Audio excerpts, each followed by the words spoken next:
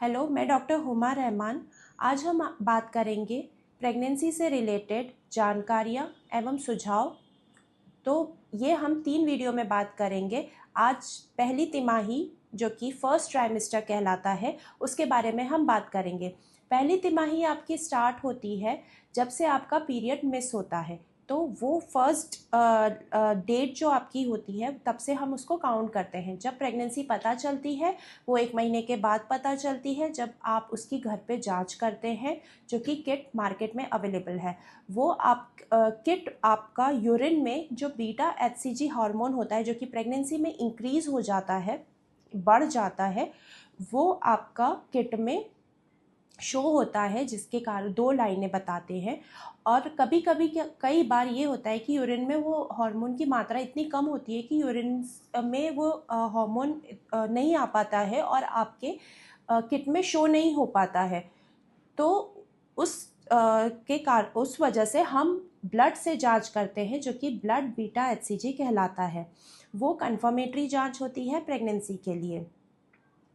अब जब आपको प्रेगनेंसी का पता लग गया, तो आपको तुरंत ही डॉक्टर से, जो भी आपके नियर बाय डॉक्टर हैं उनके पास जाके आपको आगे सलाह लेनी चाहिए और ट्रीटमेंट कराना चाहिए।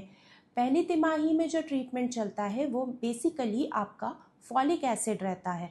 फॉलिक एसिड हम इसलिए देते हैं ताकि इस टाइम बच्चे का स्पाइनल कॉर्ड और ब्रेन डेवलपमेंट स्टार्ट हो जाता है। तो न्यूरल ट्यूब डिफेक्ट से बचाने के लिए, न्यूरल ट्यूब डिफेक्ट्स यानी कि आपका जो स्पाइनल कॉर्ड को क्लोज कर देता, क्लोजर होता है, वो फॉलिक एसिड करवाता है। अगर आप फॉलिक एसिड नहीं लेते हैं तो कई बार न्यूरल ट्यूब डिफेक्ट्स बच्चे में देखने को मिलते हैं।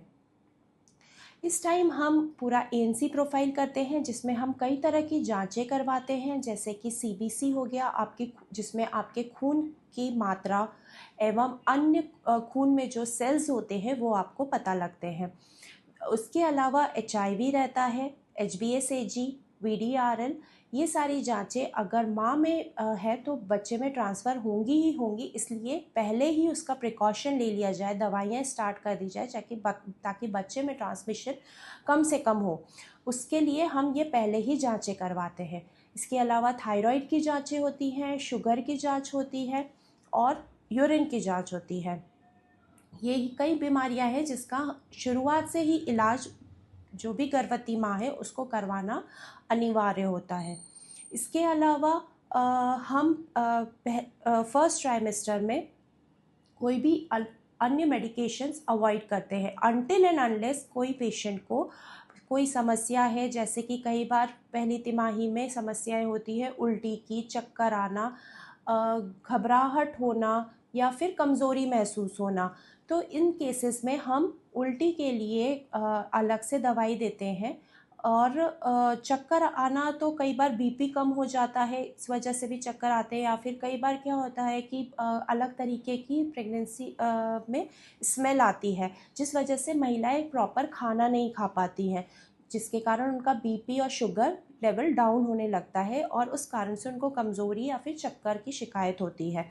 उन केसेस में हम उनको अलग से सप्लीमेंट्स वगैरह देते हैं और मदर को वापस से ठीक करने की कोशिश करते हैं। अगर उल्टियाँ बहुत ज़्यादा है तो आपको डॉक्टर की सलाह से अस्पताल में भर्ती होना पड़ेगा और बॉटल आईवी फ्लूइड्स वगैरह ये सब आपको लगवाने पड़ेंगे, क्योंकि ओरल तो आप ले ही नहीं पाएंगे। ओरल लेने में आपको क्योंकि वापस से उल्टी का सामना करना पड़ सकता है। अब हम बात करेंगे कि गर्भवती महिलाओं को क्या क्या सावधानियां बरतनी चाहिए। वैसे तो प्रेगनेंसी कोई तरह की बीमारी नहीं है, एक नॉर्मल रूटीन की ही प्रक्रिया है जिससे हर महिला को एक न एक बार गुजरना होता है। पर कई बार कुछ प्रेगनेंसी हाई रिस्क प्रेगनेंसीज होती हैं, तो उन हाई रिस्क प्रेगनेंसी में माँ को ज़्यादा वज़न नहीं उठाना होता है, बेड रेस्ट भी बोला जाता है कई बार अगर आपको ब्लीडिंग की समस्या है। कई बार गर्भवती माँ को सेक्सुअल इंटरकोर्स से भी रोका जाता है, क्योंकि उससे भी ब्लीडिंग की समस्या हो सकती है। या फिर प्लेसेंटा, जो कि हमें सोनोग्राफी में पता चलता है, प्लेसेंटा की पोजीशन अगर नीचे की तरफ है तो भी आपको सेक्सुअल इंटरकोर्स करने के लिए मना किया जाता है। इसके अलावा कोई भी भारी सामान नीचे झुककर नहीं उठाना है, सीढ़ी चढ़ने से मना किया जाता है, ज़्यादा ज़ोर लगाने से लैट्रिन करने को मना किया जाता है। एवं इसके अलावा कच्चा पपीता खाने से भी कई बार मना किया जाता है, क्योंकि उसमें एक पपाइन एंजाइम होता है जो कि एक अबॉर्शन क्रिएट करवा सकता है। दूसरा, अब हम बात करेंगे कि गर्भवती महिलाओं को क्या क्या खाना चाहिए।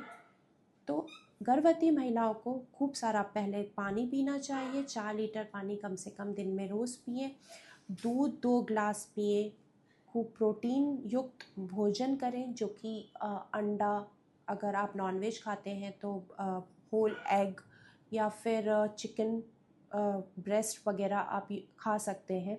इसके अलावा फ़िश आप खा सकते हैं प्रोटीन के लिए। अगर आप वेजिटेरियन हैं तो फिर स्प्राउट्स, पनीर, चिकपीस, छोले जो होते हैं, ये आप आपके रोज़ाना के भोजन में ले सकते हैं। इसके अलावा आपको हरी सब्जियां ज़्यादा खाना है, क्योंकि खून आयरन की मात्रा हरी सब्जियों में ज़्यादा होती है और खून आयरन से ही बढ़ता है। तो अभी हम आयरन स्टार्ट नहीं करते हैं, पर अगर आप हरी सब्जियां खाएंगे तो आपको खून की कमी नहीं होगी। इसके अलावा बीट रूट आप खा सकते हैं, चुकंदर खा सकते हैं और सलाद वगैरह अच्छे से खाएं। मौसमी फल ज़रूर खाएं।